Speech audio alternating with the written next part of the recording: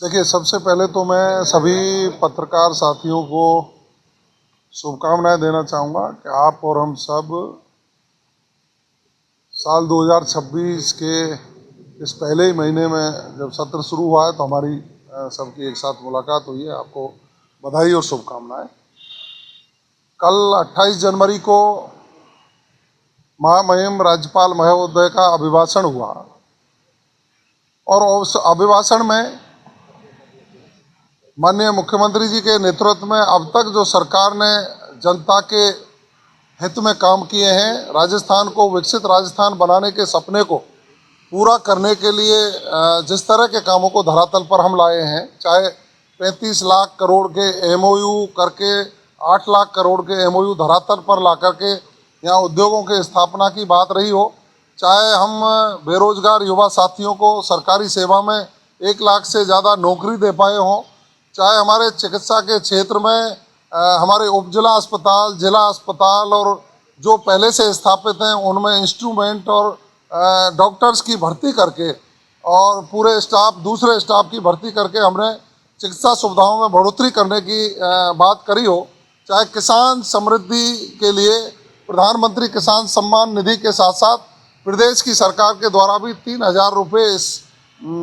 प्रत्येक वर्ष में उनके खाते में अतिरिक्त डालकर 9,000 रुपये करने की बात रही हो, चाहे पशुपालकों को इलाज संबंधी चिकित्सकीय सुविधाएं और हमारे गोपाल क्रेडिट कार्ड बना करके उनको समृद्ध करने की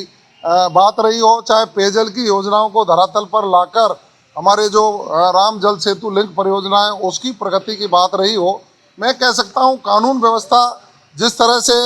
प्रदेश में सुदृढ़ हुई है, इन 2 वर्षों में अपराध का ग्राफ जो गिरा है उन सबको समावेश करते हुए महिला उत्थान की बात, गरीब कल्याण की बातें, उनको हमने करके आम जन के प्रति जवाबदेह होकर के 2 साल में हमने काम किया। माननीय महामहिम राज्यपाल महोदय ने अपने अभिभाषण में वो बात कही है। विपक्ष हमेशा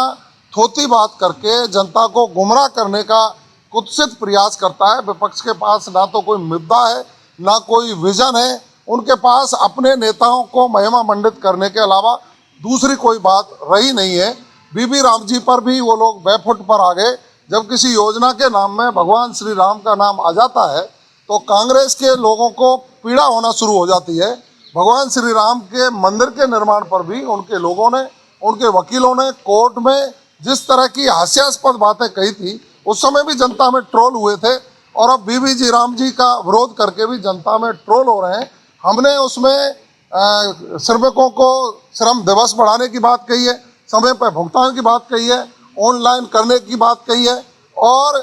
इंफ्रास्ट्रक्चर डेवलपमेंट हो उसके प्रावधान हमने किए हैं। राज्य और केंद्र के सहयोग से योजना धरातल पर आए और किसान के समय पर जब फसल का समय होता है तो उस योजना को स्थगित करके किसान को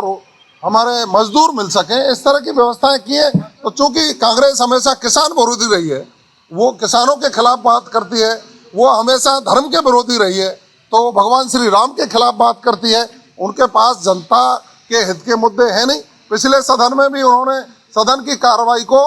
अपने स्वयं के नेताओं या मैं बड़ा तू बड़ा के लेकर के सदन की कार्रवाई को बाधित किया था। जनहित के मुद्दे उन्होंने उठाए नहीं। जनता के प्रति जवाबदेह होकर के काम तो भारतीय जनता पार्टी की सरकार, माननीय मुख्यमंत्री भजन लाल शर्मा जी कर रहे हैं।